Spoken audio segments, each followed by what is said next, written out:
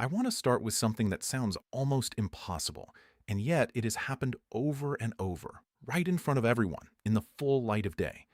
The people who are supposed to be the smartest sellers on earth, the most sophisticated, the best informed, the ones with the biggest desks and the finest research, have a habit of selling at the exact wrong moment. Not close to the bottom. And they do it publicly, with press releases and confident explanations, while ordinary savers who felt embarrassed for holding on turned out to be right all along. If you are holding silver right now, and you have watched it get knocked around, and some quiet voice in the back of your head has been whispering that maybe you got this one wrong, maybe you missed your chance to get out clean, then I need you to sit with me for the next 20 minutes, because that voice is not yours. That voice was put there. And the same feeling you are having right now is the exact feeling that historically has shown up at the moment the sophisticated money was busy handing its metal to the patient.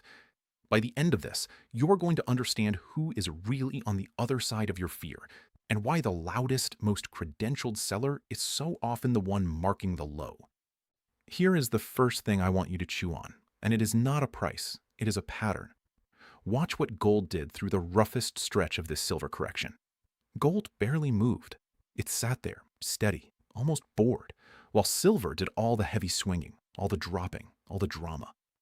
And when silver falls hard while gold holds its ground, something specific has happened. Silver just got cheaper relative to gold than it already was. The gap between them widened. That gap is not noise. That gap is the whole story. And I'm going to show you why the people who understand it are quietly grateful every time the crowd panics. Now, let me take you back to 1999, because this is the true story this entire video is built on. And once you see it, you will never look at a headline the same way again. The seller in this story is not a reckless speculator. It is not some cowboy who got over his skis. It is the United Kingdom, the British government, one of the oldest, most respected financial establishments on the planet, sitting on a hoard of gold accumulated across centuries of empire. And they decided to sell about half of it. Here is the part that still makes seasoned investors wince. They did not just sell, they announced it first. They told the entire world in advance that they were going to auction off a large share of the nation's gold reserves. Think about what that does. If you are going to sell a huge amount of anything, the last thing on earth you do is warn every buyer that a flood of supply is coming, because they will simply step back, fold their arms, and wait for your selling to push the price down before they lift a finger. That is exactly what happened. The pre-announcement drove the price lower before a single ounce was even sold, and into that self-inflicted weakness, the British Treasury sold. They sold near what turned out to be the lowest gold prices in a generation. Within a couple of years, gold turned and began one of the greatest bull markets in modern financial history, climbing for a decade, multiplying many times over. The metal they dumped for next to nothing went on to become one of the best performing assets of the era. To this day, in the trade, that bottom has a nickname. They call it Brown's Bottom. The most sophisticated seller on earth, selling the exact low, in public, with a press release. That is not a conspiracy theory. That is recorded history. And I want you to really feel the weight of that, because the lesson is not governments are dumb.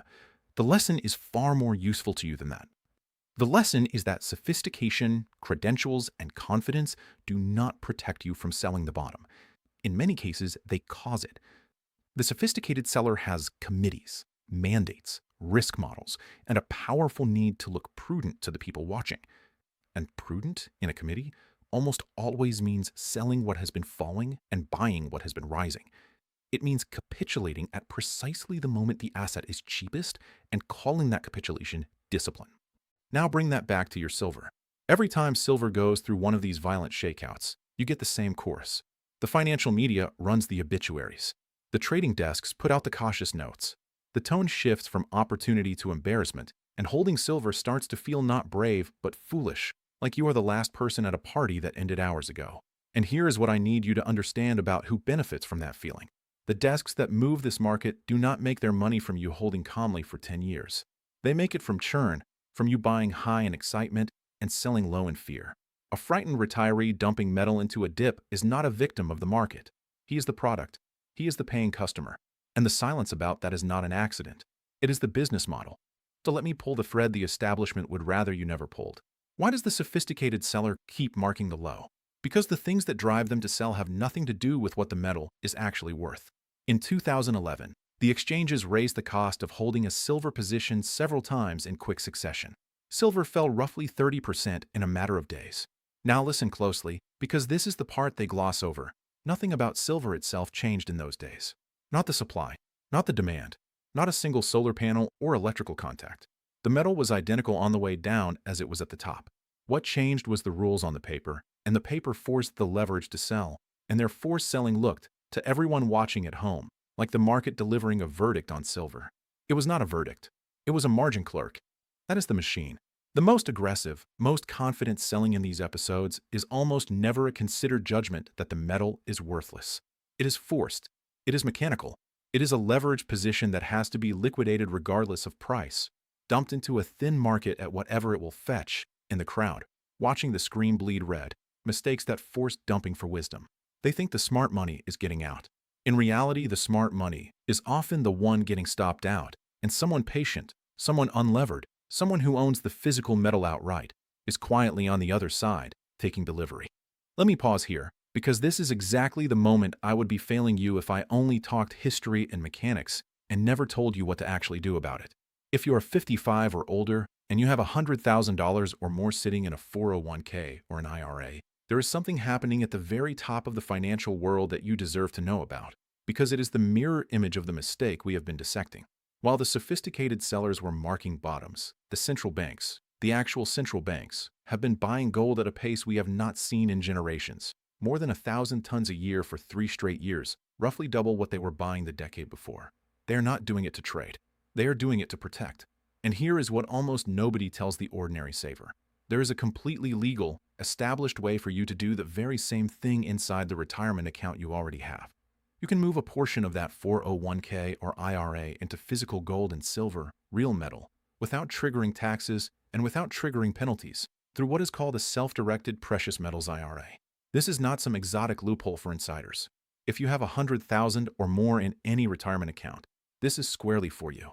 I have put together a free guide that walks through exactly how it works, step by step, in plain language.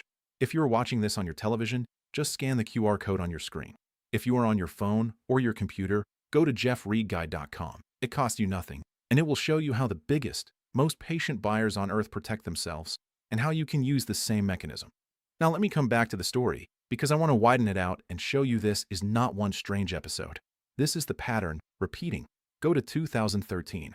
The Federal Reserve did not raise rates, did not tighten, did nothing to the actual economy. It merely hinted that it might one day slow the pace of its bond buying. A hint. And gold fell roughly 28% that year on the strength of a suggestion. The sophisticated positioning unwound in a rush. The sellers piled out, and the story written at the time was that the gold bull was dead and buried. Within a few years, gold had bottomed and begun a long grind back toward new all-time records. The confident sellers of that hint marked another low. And you do not have to go back years to see the same machinery running. This most recent shakeout in silver had a familiar trigger. The market had leaned itself in one direction, expecting an easier, gentler central bank under its new chairman. Instead, the tone came out harder than expected, more worried about inflation than the crowd had bet on, and that single surprise was enough to knock the leverage loose and send silver into a deep, sharp correction back down toward the very zone it had launched from. Notice what did not change when it happened. The silver deficit did not close. The solar panels did not stop being built. The metal already dispersed and burned did not come back. A shift in tone from one man moved the paper moved the price, and the price scared the holders. The story never changes. Only the names on the press release do. Pull all of this together, and you get the purest version of the pattern. In every real panic, the thing that gets sold hardest is often the thing people trust most, because a cornered, leveraged institution reaches first for whatever it can turn into cash in a hurry. So the selling you see on the screen is not a considered verdict that the metal is worthless. It is a leveraged holder being forced to hand real metal to whoever is patient enough to take it. That is the whole trap in one sentence.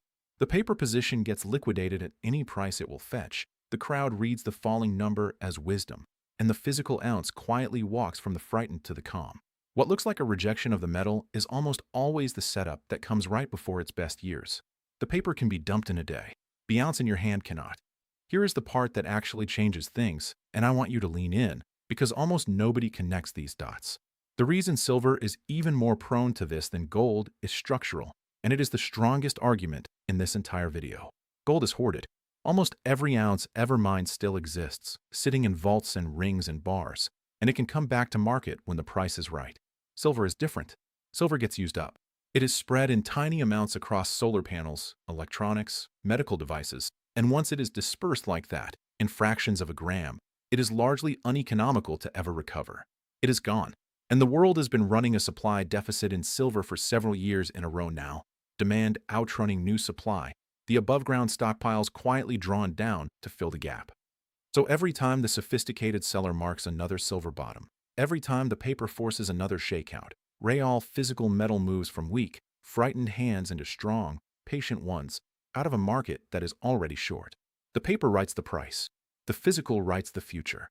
And those two things cannot stay divorced forever. There is a truth about human nature buried in here that the coldest financial history keeps proving. The most metal changes hands at the bottom, and it changes hands not from opinion, but from need. Picture who is actually forced to sell down there. The household that has run out of room.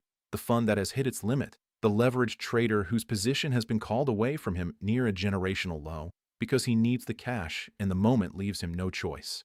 That is where the supply comes from at the bottom. Not from cold analysis. From necessity and from fear. The seller at the bottom is almost never a happy, confident investor taking profits. He is someone who has been squeezed until he had no choice, or scared until he could not stand it any longer. And on the other side of every one of those trades is someone who did not need to sell, who could wait, who understood that the fear itself was the opportunity.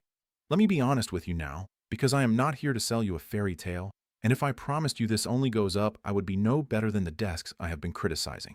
Silver is volatile. It can shake you violently. It has stalled near the same ceiling more than once across the decades, and it has spent long, punishing stretches going nowhere while holders wondered if they were fools. Its inflation-adjusted high from generations ago has still never been reclaimed in real terms, and there is no law that says it must be this year or next. This is a case, not a guarantee. It is not personal financial advice, because I do not know your situation. Anyone who tells you they know the exact price and the exact date is lying to you. And lying about metals is a very old profession. But precisely because it is volatile, the way you hold it matters more than whether you hold it. So here is the practical beat, the thing to actually take away. Own the metal, not a paper promise. Because the whole lesson of Brown's Bottom, and every episode like it, is that the paper rules can change on you overnight, while the physical ounce in your possession cannot be margin called or reprinted. Size your position so that no shakeout, however brutal, can ever force you to sell at the wrong moment, because the entire trap is built to force exactly that. And whatever you do, do not sell into the shakeout. The shakeout is not the market telling you the truth. It is the market taking your metal. Now, here is where I need you to be honest with yourself about where we are in this story. Right now, silver is not a mania. There is no line around the block at the coin shop. Your neighbor is not bragging about it at the barbecue. The financial media is not leading every broadcast with it. And that absence, that boredom, that quiet is exactly the tell. The smart money and the central banks already see what is happening, and they are already positioned. Gold has already quietly overtaken other major reserve assets in the vaults of the world's central banks.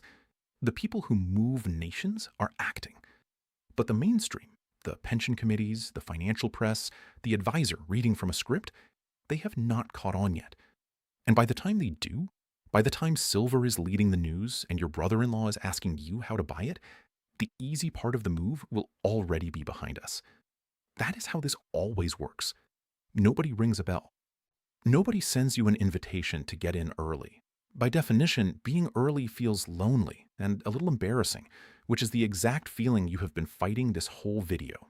So let me close by circling all the way back to where we began and answering the question in the title as plainly as I can.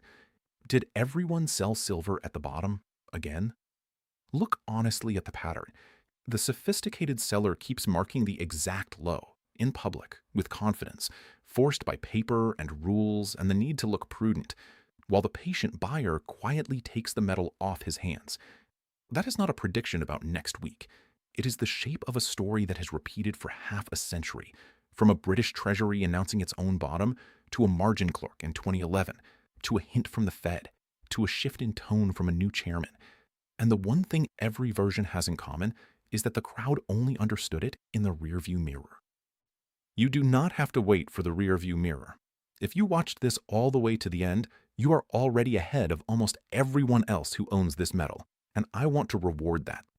For viewers with $100,000 or more in a retirement account, I am offering a free one-on-one educational web conference, no cost and no obligation, where we walk through your actual situation and how this precious metal strategy could fit it. Just mention that you watched this full video. And here is the honest why now, with no fake countdown. The moment to make a calm, clear-eyed decision about protecting your savings is exactly the moment when nothing feels urgent, when the crowd is bored and the price is quiet. Because once it is obvious, the calm is gone, and so is the cheap, reversible window. That window is open right now. If you are watching on your television, scan the QR code on your screen. If you are on your phone or your computer, go to jeffreedguide.com.